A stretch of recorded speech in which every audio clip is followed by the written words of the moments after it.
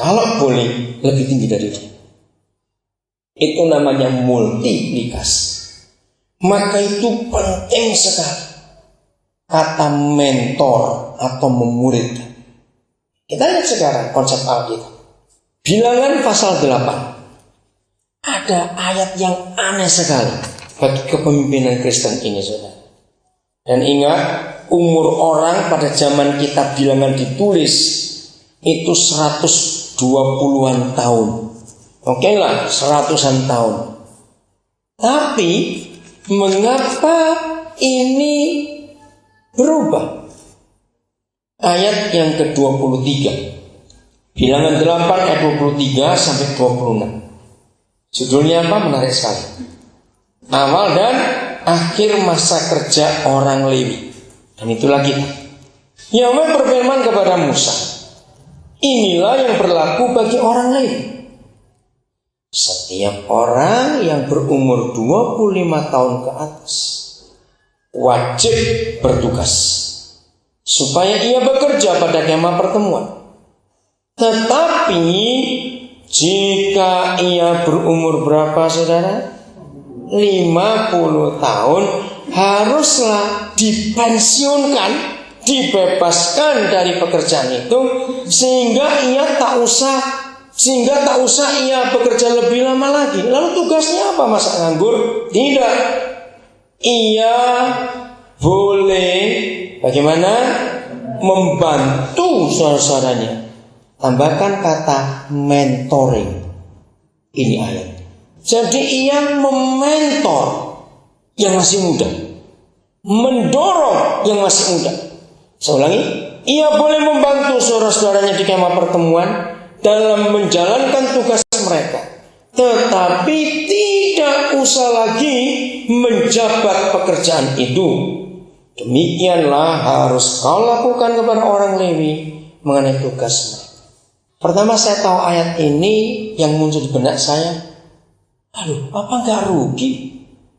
Umur 100 tahun lebih rata-rata orang pada zaman itu, dipensiun umur 50. Coba renungkan, kan nganggur. Berarti di Indonesia lebih tua, 55 atau 60. Ini cuma 50 berarti. Siapa memperhatikan pemerintahan Singapura? Itu ayat ini dipakai oleh Singapura. Singapura adalah negara pertama di dunia yang tahun 2006 yang lalu sejarah pemerintahan dunia Singapura negara pertama di dunia yang mengangkat menteri masih muda umur 26 tahun. Hebat sekali. Dan Singapura adalah negara pertama di dunia yang punya ada tokoh pemerintahan yang gelarnya MM. Bukan magister manajemen, tapi minister mentor. Lee Kuan Yew dan Goh Chok Tong adalah 2 orang saja di dunia, tidak ada orang ketiga yang punya gelar minister mentor. Jadi mentornya para menteri. Ini Tuhan kita. Maaf, lihat gereja-gereja sekarang sudah sampai tua, doa berkata aja dia dituntun maju ke depan, pegang mic aja nggak bisa. Mengapa disuruh doa berkat? Kasih yang lain itu kenapa? Maaf, pernah lihat gereja seperti itu? Heran, berarti dia nggak baca ayat ini. Ayo yang dekat-dekat 50 siap pensiun sekarang. Mentor, katakan amin. Jadi mentor, jangan apa-apa kerja sendiri. Saya sudah 51, tahun depan saya 52.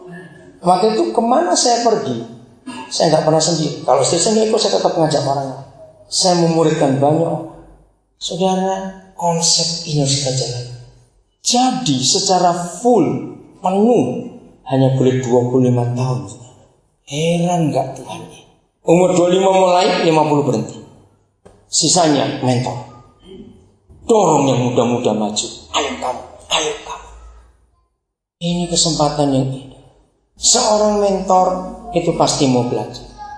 Itu hal yang luar biasa. Maaf kalau saya tidak begitu kenal yang lain. Tadi kenapa saya minta Pak Peter Rondel berdoa? Saya kagum pada orang tua. Banyak hamba Tuhan yang sudah senior tidak bisa duduk kalau ada orang muda yang lebih muda yang bijak. Saya kalau diundang retreat, saudara, saya berusaha sedapat mungkin. Walaupun saya cuma dapat 2 session atau 1 session, saya tetap ingin duduk di situ sampai retreat selesai. Karena saya mau belajar, untuk belajar mengerti dari orang-orang ini, rekan-rekan. Banyak pendeta yang gak begitu. Dia cuma datang kalau jamnya khotbah. Nah, ini konsep yang salah. Maka itu anak-anak kami yang saya didik, mereka heran. Saya kalau nggak ada pelayanan, saya akan cari kabar. Di mana saya mau belajar hari ini? Saya cari tempat di mana dia ngajar. Saya mau duduk untuk belajar. Lalu apa arti kata mentor? 1 Korintus 4 ayat 14 dan 15. Inilah pemimpin. Musa, Daud, Yusuf semuanya mengambil pola ini. Udah? Hal ini kutuliskan bukan untuk memalukan kamu, tetapi untuk menegur kamu. Sebagai siapa? Nah, anak-anakku yang kukasihi. Waktu kita masih kecil, ada banyak ayah yang salah karena kakek kita dulu salah. Rata-rata semua kita pasti pernah ngalami, tidak semuanya, rata-rata. Ketika masih kecil, salah satu cara orang tua kita menghajar kita itu dengan cara dipermalukan di depan teman-teman kita. Pasti ingat yang pernah ngalami itu. Nah, padahal itu cara yang sangat memalukan anak, itu merusak kepribadian. Aku tidak pernah mempermalukan kamu, tapi aku menegur kamu sebagai anak-anak.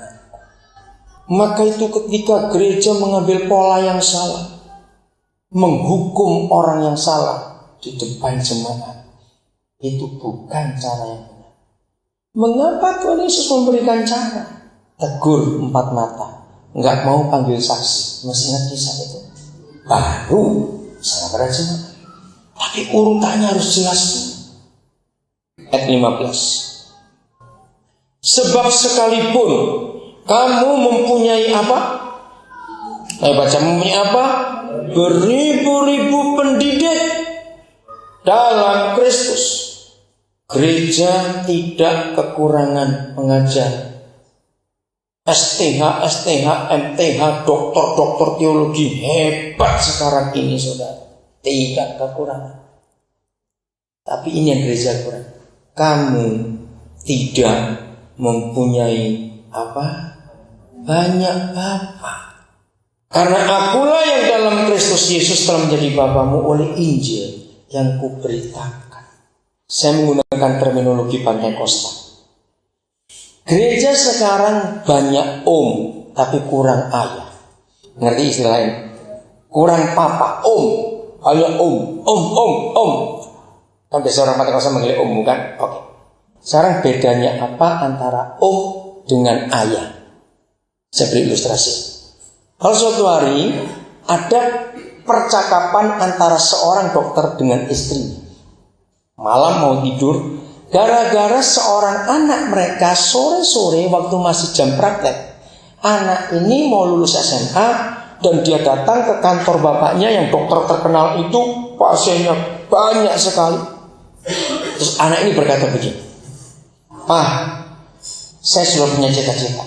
Kalau saya lulus nanti saya akan jadi dokter, bahkan lebih hebat dari papa." Si bapak dokter ini gak reaksi sama sekali. Malam mau tidur dia cerita pada istrinya, "Ma, tahu gak? Tadi sore anak kita datang ke kamar praktekku dan dia berkata maunya ini aku. Kira-kira bagaimana ini?" Saya tanya kepada saudara, kira-kira ini bapaknya atau omnya? Coba jawab. Omnya pasti. Kalau ayah yang benar, begitu dengar anaknya mau seperti bapaknya, bakal lebih hebat. Kalau ayah hatinya kayak apa? Bangga. Bapak setuju. Kalau kamu bisa seperti bapak, bakal lebih hebat lagi. Ngerti terminologi ini? Di gereja lah banyak pembunuhan para pemimpin. Karena banyak pendeta takut disaingi oleh orang muda. Dan itu menyedihkan sekali. di dalam fakta